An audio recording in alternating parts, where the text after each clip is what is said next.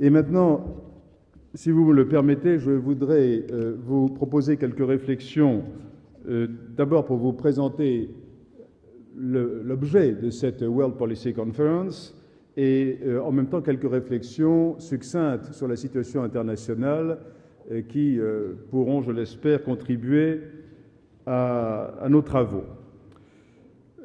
D'abord, l'origine de cette WPC, World Policy Conference, c'est une décision que nous avons prise il y a environ un an à l'IFRI à partir d'un constat qui repose sur 5 points.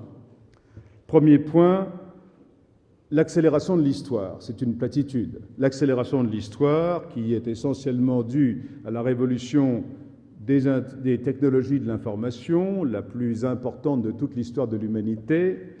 Et cette accélération de l'histoire va continuer dans les années qui viennent.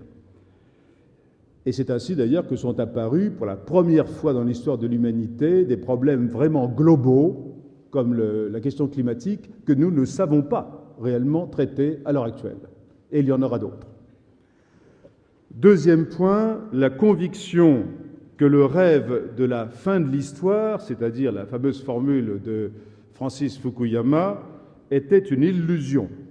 Et cette illusion, elle était à la fois dans l'aspect politique, c'est-à-dire l'idée naïve que la démocratie de type occidental allait s'étendre immédiatement à l'ensemble du monde, et l'illusion était également dans l'ordre économique, et c'était la croyance, rappelez-vous, il n'y a pas si longtemps que ça, dans l'abolition des cycles économiques, l'émergence de marchés quasi parfaits et totalement transparents, les marchés entre guillemets intelligents, et l'idée encore plus extravagante que les marchés allaient résoudre tous les problèmes de l'humanité, y compris par exemple le problème israélo-palestinien. Pourquoi pas? C'est donc la fin, l'écroulement, si vous voulez, de ce rêve de la fin de l'histoire que je résume un peu comme une équation chimique. Démocratie plus marché entraîne paix et prospérité.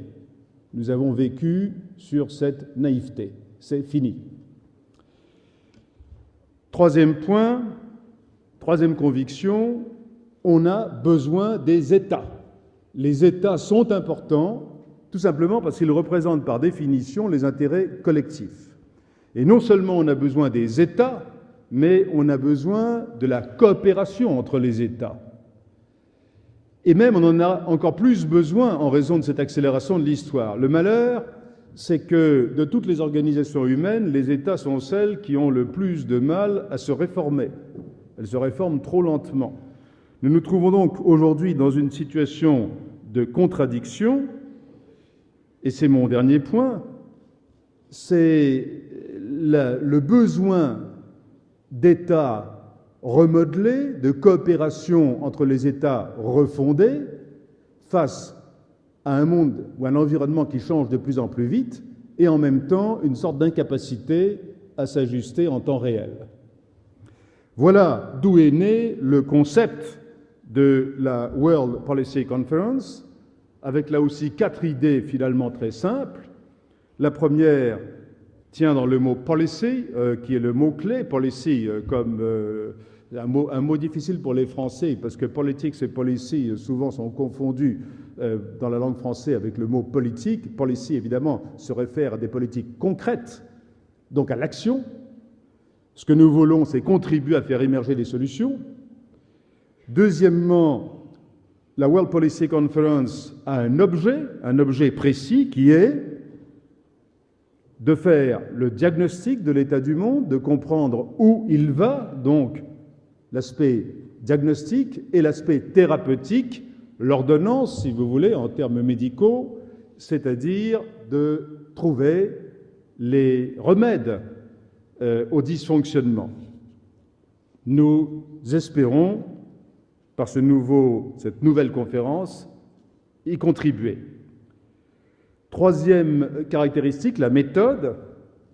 Pour y contribuer, nous voulons mettre ensemble, par des formules appropriées, des leaders de cette planète, c'est-à-dire des personnalités qui exercent effectivement des responsabilités, et il y en a un assez grand nombre qui vont participer à cette première édition de la World Policy Conference, et je les remercie de leur confiance, parce que participer à la première édition d'un exercice comme ça, c'est toujours un petit peu un saut dans l'inconnu, et également le niveau des autres agents, des autres acteurs de la vie économique, intellectuelle, dans les milieux économiques, les milieux d'entreprise, les milieux intellectuels, académiques, les organisations non gouvernementales, etc. C'est de l'interaction entre ces différents types d'acteurs que peuvent émerger des solutions.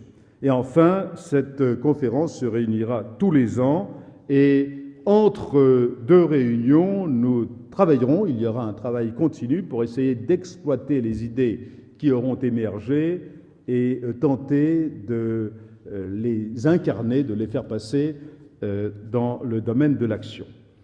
Alors maintenant, j'aimerais dire quelques mots sur ce qui s'est passé depuis que l'IFRI a lancé cette initiative. Donc je vous dis, il y a environ un an, le monde est évidemment entré, ou plutôt les turbulences du monde se sont accélérées considérablement. Permettez-moi donc de dire quelques mots à ce sujet. D'abord, l'aggravation considérable de la crise financière qui a commencé avec l'affaire des subprimes. En un an, on a vu s'écrouler successivement plusieurs étages de la pyramide des instruments financiers. On est passé en quelque sorte de l'orage à la tempête et on peut se poser aujourd'hui la question de savoir si on ne va pas vers un véritable tsunami. Si j'ai bien compris, ce matin même encore, les nouvelles sur les marchés financiers asiatiques ne sont pas bonnes. C'est donc, pendant ces derniers mois, nous avons assisté à la fin du règne, si je puis dire, de l'opacité des mathématiques financières, rebaptisées curieusement sous le nom de transparence. Et nous avons assisté à la fin de l'idéologie de la dérégulation et de la gouvernance monétaire simpliste à la Greenspan, qualifiée un moment de génial. Le pire, c'est que, à l'instar des tours de New York, puisque l'effondrement de la pyramide financière ne peut pas ne pas faire penser à l'image des tours de New York, à l'instar des tours de New York, on voit aujourd'hui, on entrevoit le spectre de l'effondrement de la totalité de la pyramide financière.